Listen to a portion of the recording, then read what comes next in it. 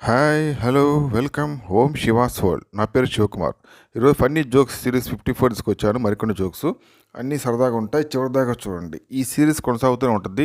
ఎందుకంటే ఈ సిరీస్ను బాగా ఆదరిస్తున్నందుకు నేను మరికొన్ని జోక్స్ రాబోయే రోజులు తీసుకొస్తాను. సో ప్లీజ్ ఎంజాయ్ చేయండి. ప్రతిరోజు సరదాగా నవ్వుకుంటే ఆరోగ్యానికి ఎంతో మంచిది. Please subscribe and like my channel home she was world. Please subscribe and share this channel. Please subscribe. పెళ్లి చూపులు. కుమారుడికి సలహాలు చెబుతున్నాడు తండ్రి. ఒరేయ్, అసలు నీకు సిగ్గు ఎక్కువ. కాబోయే మామగారు కట్నం కింద బండి ఇస్తారంటే కారు అడుగు, కూలర్ పెడతామంటే ఏసీ అడుగు, వాచీ పెడతామంటే బ్రాస్లెట్ అడుగు.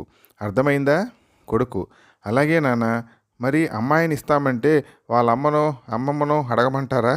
బెత్తర చూపులు చూస్తూ అడిగాడు కొడుకు. ఎక్కువగా పెళ్ళైన మగాళ్ళకి పొట్ట వస్తుంది ఎందుకురా అడిగాడు రంగ. బాధలన్నీ కడుపులోనే దాచుకుంటారు కాబట్టి అని చెప్పాడు బుచ్చిబాబు. అబ్బాయిలు సినిమా లాంటోళ్ళు 3 గంటల్లో అర్థమైపోతారు.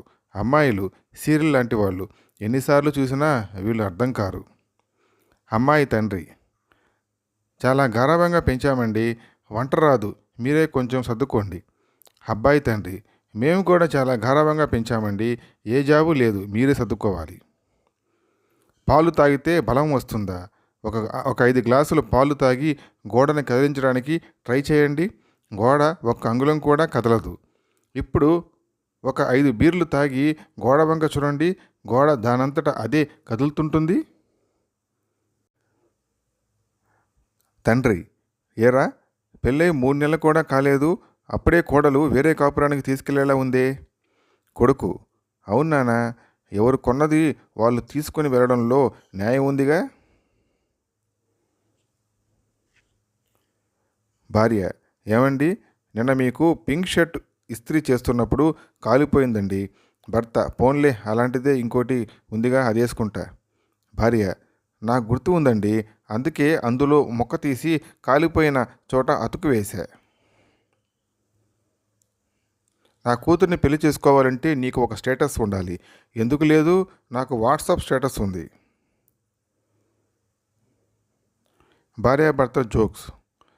భర్త: నేను సంపాదించకపోతే గడ్డి తినాలి తెలుసా? భార్య: ఆ గడ్డిని నేనే వండాలి తెలుసా?